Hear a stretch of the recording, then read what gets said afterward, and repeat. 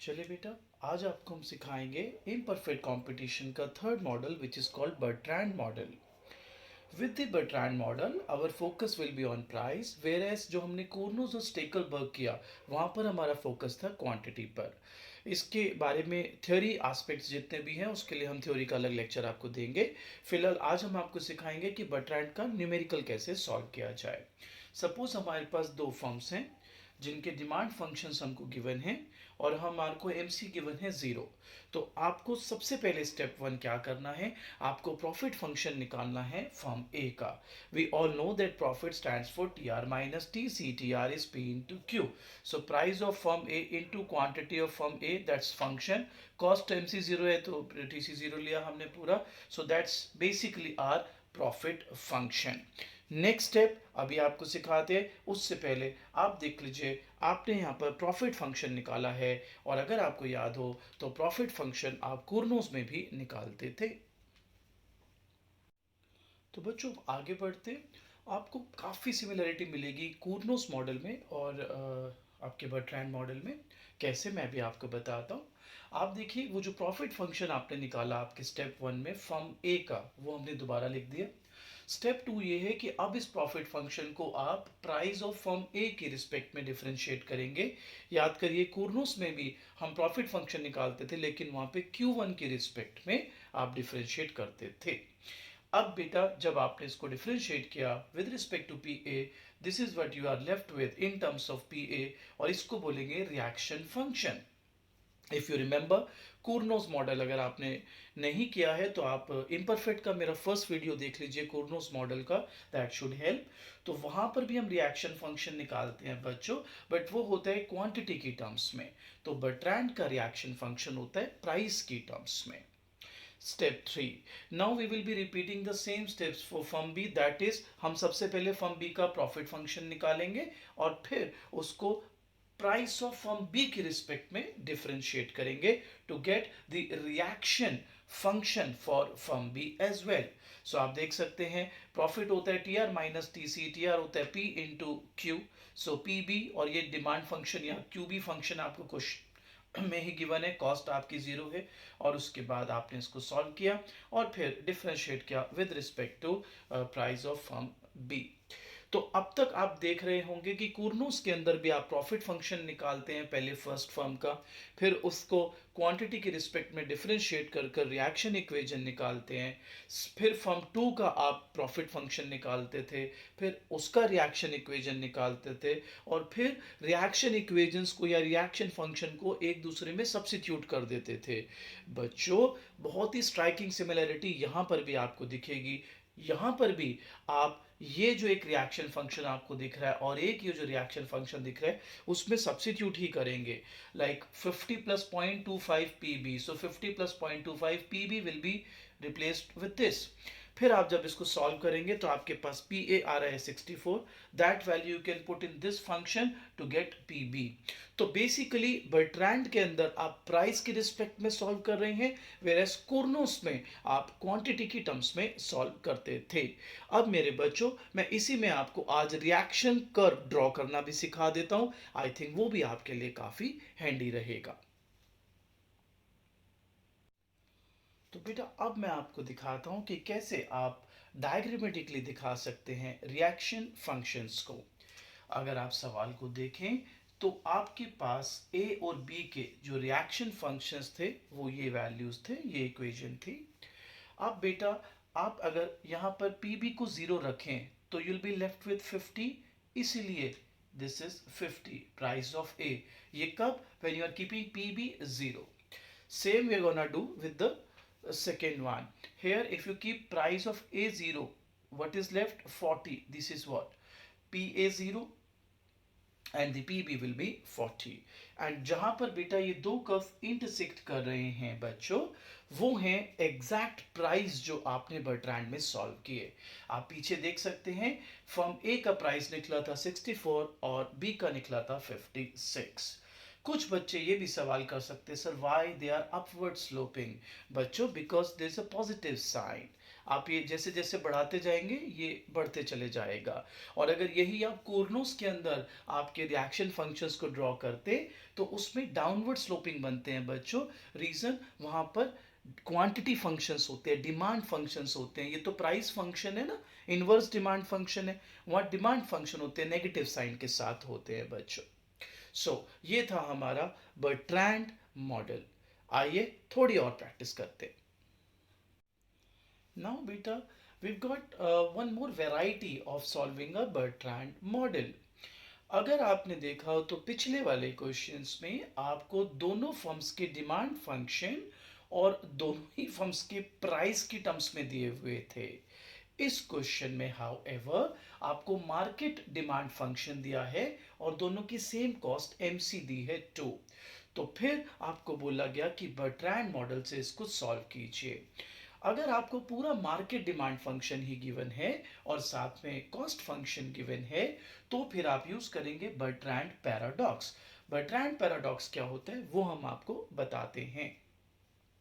देखिए, जब perfect competition होता है तो बात समझ आता है कि बहुत सारी फर्म्स हैं और बहुत कंपटीशन है और एक जैसा गुड ही बेच रहे हैं, तो एक ही प्राइस पर बेचते हैं और वो लोएस्ट प्राइस होता है क्योंकि कंपटीशन बहुत ज़्यादा होता है, इसलिए P is equal to MC condition होती है।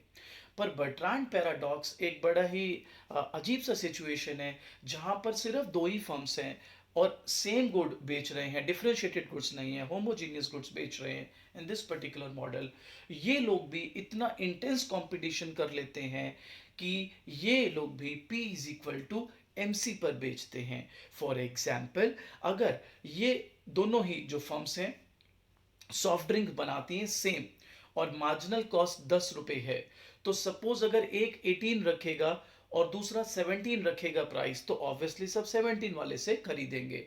तो फिर जो पहला वाला है जिसने 18 रखा है वो 16 कर देगा, ये 15 कर देगा, वो 14 कर देगा, ये 13 कर देगा, and it will keep on continuing till दोनों का प्राइस किसके बराबर हो जाता है, MC। तो now you must be wondering, sir तो why are they doing so? That is why it is called Bertrand paradox. It is paradoxical to see that even as low as two firms are competing as if there is a complete perfect competition having large number of firms। और जब हम theory में इसकी बात करेंगे तो हम इसमें और प्रकाश डालेंगे। फिलहाल अगर आपको बर्ट्रैंड मॉडल का क्वेश्चन आता है और पूरा डिमांड फंक्शन गिवन है तो बच्चों आपको परफेक्ट कंपटीशन की तरह ही P is equal to MC को लगा के सॉल्व करना है। अब अगर आप नोटिस करो तो ये P is equal to MC perfect competition में भी हम यूज करते हैं। परफेक्ट आप याद करें अभी जो आप कर रहे हैं बर्ट्रैंड मॉडल, इसके अंदर भी आप इसको यूज करते हैं।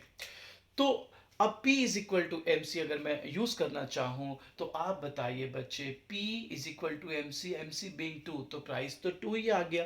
Now putting that 2 in the market demand function I am left with the market quantity which is 9। तो बच्चों बर्ट्रैंड करते हुए आपको ये जरूर देख लेना चाहिए वेदर आपको मार्केट डिमांड फंक्शन गिवन है या स्प्लिट डिमांड फंक्शन गिवन है ईच फर्म के। सो गाइस, आइए और ज़्यादा इसको अच्छे से क्लियर करते हैं। I got one more question for you. अब आप अगर देखें तो Q1 Q2 again split function है।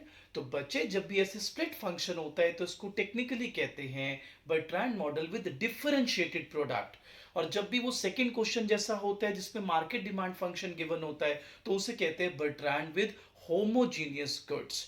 तो आप सिर्फ just by looking at the question you can figure out कि ये डिफरेंशिएटेड प्रोडक्ट का बर्ट्रैंड मॉडल है या होमोजीनियस गुड का बर्ट्रैंड मॉडल है। अब ये मैं आपको क्यों करा रहा हूं? मैं अब इसी को थोड़े अलग तरीके से सॉल्व करके देता हूं क्योंकि आई डोंट नो आप कौन सी बुक फॉलो करेंगे। किसी बुक में ऐसे दिया हो तो आपको कंफ्यूजन नहीं होनी चाहिए। तो suppose I have Q1 Q2 and MC being 0। तो मैंने सबसे पहले TR निकाल लिया और MR निकाल लिया और फिर MR MC को इक्वेट किया। आप कहोगे सर ये क्यों आपने किया? तो इफ यू रिमेंबर, जब हम कूर्नोस मॉडल करते थे और उससे पहले मोनोपोली करते थे तो मैंने मोनोपोली के पहले वीडियो में आपको सिखाया था कि आप अगर MR MC अप्रोच करते हो या प्रॉफिट फंक्शन लेके उसको मैक्सिमाइज करते हो whether with respect to quantity और price depending upon the function you have, तो भी एक ही बात है। तो अगर आप मेरा इसी बर्ट्रांड मॉडल का फर्स्ट क्वेश्चन देखें तो मैंने प्रॉफिट फंक्शन लेके मैक्सिमाइज किया with respect to P1 and P2। आप वैसे भी कर सकते हो, और नहीं तो आप MR is equal to MC लेके भी कर सकते हो।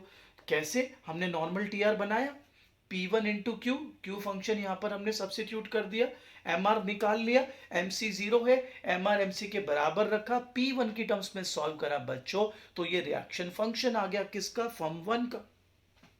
सिमिलरली फॉर्म 2 का टीआर निकाला, P2 इंटू Q2, P2 और ये पूरा Q2 है, आपके पास टीआर आ जाएगा फॉर्म 2 का। फिर वहां से MR निकालिए, और फिर again MR is equal to MC equate किया मैंने, MC बीइंग 0, और P2 की टर्म्स में इसको खोल दिया। तो आप बताइए ये रिएक्शन फंक्शन आ गया किसका? फॉर्म 2 का। अब अगला स्टेप आपको पता है, will be substituting this function into this to get one firm's price, and फिर ऑटोमेटिकली दूसरे फर्म का प्राइस भी आ जाएगा। एक चीज नोटिसेबल है बच्चों, जब होमोजीनियस गुड है, जिसमें हम बर्ट्रांड पैराडॉक्स यूज कर रहे थे सेकंड क्वेश्चन में, तो दोनों फर्म सेम ही प्राइस चार्ज कर रही है, that is P is equal to MC। लेकिन अगर डिफरेंशिएटेड प्रोडक्ट है तो दोनों अलग अलग प्राइस चार्ज कर रहे हैं। इसमें भी अभी हम निकालेंगे क्या क्या प्राइस चार्ज कर रहे हैं। और अगर आपने मेरा बर्ट्रांड मॉडल का फर्स्ट क्वेश्चन देखा हो तो उसमें एक फर्म शायद 56 चार्ज कर रही थी और एक फर्म 64 चार्ज कर रही थी। आइए इसको आगे बढ़ाते हैं। ना बेटा, हम दोबारा देखते हैं P1 जो कि फर्म 1 का रिएक्शन फंक्शन था, वो था 12 प्लस 1 अपॉन 3 P2। और आपको याद होगा जो P2 का था बेटा, वो था 12 plus 1 by 3 P1। So what I am doing here is 12 plus 1 by 3 with this P2 I am substituting this whole thing, and फिर मैंने इसको सॉल्व किया आपके लिए, और मेरे पास P1 आया 18। फिर ये P1 18 मैंने P2 फंक्शन में डाला और उसमें भी आया 18। अब यहां पर कुछ बच्चे कह सकते हैं बट सर ये तो डिफरेंशिएटेड प्रोडक्ट थे, सेम प्राइस कैसे चार्ज कर रहे हैं? वेल गाइस, अगर आप मेरा फर्स्ट क्वेश्चन देखें और ये क्वेश्चन देखें तो सिमिलैरिटी समझिए। सिमिलैरिटी ये है कि दोनों का MC, उसमें भी MC 0 था, इसमें भी MC 0 है, पर फर्क समझिए। यहां पे अगर आप दोनों के प्राइस फंक्शंस देखेंगे ना बेटा, या डिमांड फंक्शंस देखेंगे, तो आइडेंटिकल है इस वाले में। लेकिन फर्स्ट क्वेश्चन में डिमांड फंक्शन आइडेंटिकल नहीं थे, और ये मैंने कोर्नो में भी आपको बताई हुई है बात। अगर डिमांड फंक्शन सेम है तो क्वांटिटी सेम आएगी, ऐसे यहां पर अगर फंक्शन सेम है तो प्राइस सेम आएगा, और अगर फंक्शंस अलग अलग हैं तो प्राइस भी अलग अलग आएगा। सो अब बर्ट्रांड आप विद होमोजीनियस गुड्स भी सीख चुके हैं और विद डिफरेंशिएटेड गुड्स भी सीख चुके हैं। If you want to practice further questions you can WhatsApp me, I can send you more and more questions to practice. My WhatsApp number is this.